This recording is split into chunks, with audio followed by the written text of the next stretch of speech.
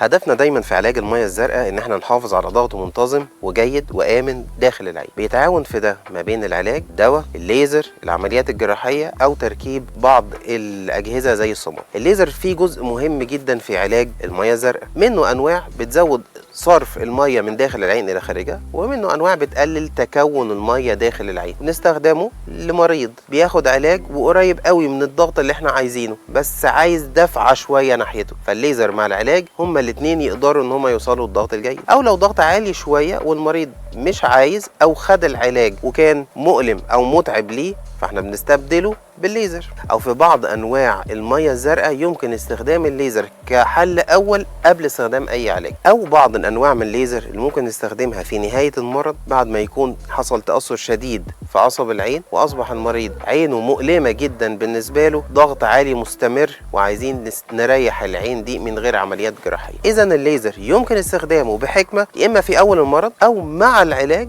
او حتى في اخر المرض، ولكن بيهمنا ان احنا نختار نوع الليزر المستخدم لان هم انواع كتير.